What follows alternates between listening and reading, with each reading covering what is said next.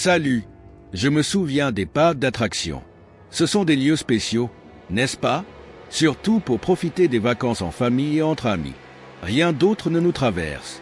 L'esprit que de savourer l'instant et de s'amuser au maximum. Mais, bien sûr, personne ne s'attend à ce que ces moments soient gâchés par le passé du lieu. Crois-moi, même les parcs Disney ne sont pas à l'abri des tragédies. C'est pourquoi aujourd'hui, je vais te raconter quelques histoires effrayantes que des employés de Disney ont partagées sur des incidents et leur travail. La vérité, comme toujours, pourrait te surprendre. Walt Disney est décédé en 1966, mais certains employés croient qu'il n'est jamais vraiment parti. Ils disent que cet entrepreneur fantastique ne voulait pas quitter le monde des vivants et entrer ses créations. Il y a des récits selon lesquels son fantôme a été enregistré sur des vidéos des caméras de sécurité. Dans l'une des images, près d'une rue du parc, quelque chose qui pourrait être l'esprit de Walt Disney a été aperçu. L'histoire selon laquelle il continue de surveiller ses entreprises a gagné beaucoup de force. Il est clair que tout le monde ne croit pas que ce soit l'esprit de Walt Disney. Et, comme les attractions étaient le théâtre de tragédies au fil des ans, certains employés pensent qu'il pourrait s'agir du fantôme d'un visiteur ou d'un travailleur qui a trouvé la mort dans les parcs. Si l'enregistrement est vrai, cela s'inscrit dans les nombreuses histoires de terreur qui circulent. Certains travailleurs de ce célèbre parc d'attractions affirment que, bien qu'ils soient conscients de problèmes impliquant des crocodiles au Walt Disney World Resort, l'entreprise n'a pas prêté l'attention nécessaire. Plusieurs incidents partent d'eux-mêmes. Par exemple, en octobre 1986, un garçon nommé Paul Santamaria nourrissait des canards avec ses frères au bord d'un lac quand, soudain, un crocodile a émergé de l'eau et l'a fait tomber. Dès qu'il est tombé, l'animal a tourné la tête et a mordu sa jambe.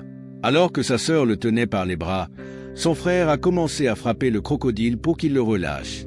Par chance, l'animal a abandonné et a disparu dans l'eau. Bien que Paul se soit remis, il a dû vivre avec des traumatismes pendant des années.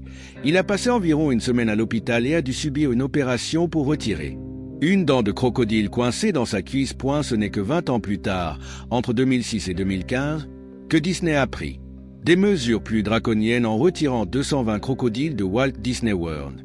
Cependant, comme le parc est connecté à des plans d'eau, ces animaux parvenaient encore à accéder au site. Un exemple tragique en est l'accident de 2016. Lorsqu'un garçon de 2 ans a été attaqué par un crocodile et tiré dans l'eau, malgré les efforts de ses parents pour le sauver. L'incident s'est produit sur les rives de la lagune des Sept Mers, près du Disney's Grand Floridian Resort. Malheureusement, le corps de l'enfant a été retrouvé le lendemain et le médecin légiste a confirmé que la mort était due à une noyade et à des blessures traumatiques. Bien qu'il y ait déjà des panneaux d'avertissement concernant le danger, Disney a installé de nouveaux panneaux d'alerte et des barrières autour du plan d'eau du resort. Une tragédie horrible, sans aucun doute.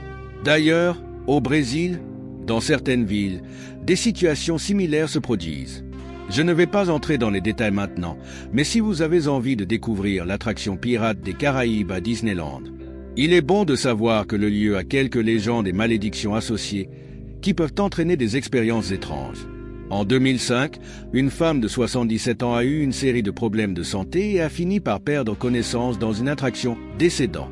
Peu après, en 2009, un employé nommé Mark Prest, qui interprétait un pirate, a glissé sur scène et s'est cogné la tête contre le mur. Bien que l'accident ne semble pas grave au départ, l'homme de 47 ans a fracturé une vertèbre cervicale et a subi des blessures graves à la tête. Malgré une hospitalisation urgente, il est décédé 4 jours plus tard des suites de complications. Curieusement, un incident similaire s'est produit en 2015 lorsqu'une visiteuse a glissé et, par chance, n'a que tordu la cheville.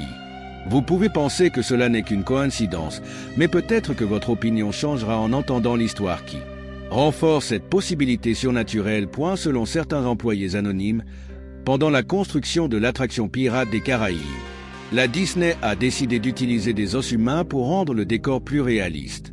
Il semble que l'entreprise ait effectivement réussi à obtenir quelques os d'une faculté de médecine. Avec le temps, les vrais os ont été utilisés, mais ont ensuite été remplacés. Cependant, on dit que la tête de mort et les os croisés, qui se trouvent sur un mur, juste derrière un squelette et un lit, sont toujours réels. Et si l'esprit du propriétaire de ces os n'était pas satisfait de son destin, qui sait, il pourrait tenter de se venger en attaquant les visiteurs.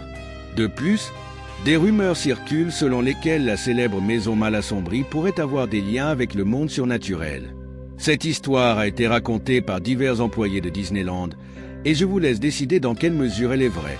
Tout a commencé lorsqu'un visiteur est mort dans l'attraction, prétendument en essayant d'escalader une partie de la maison et en trouvant une mort tragique.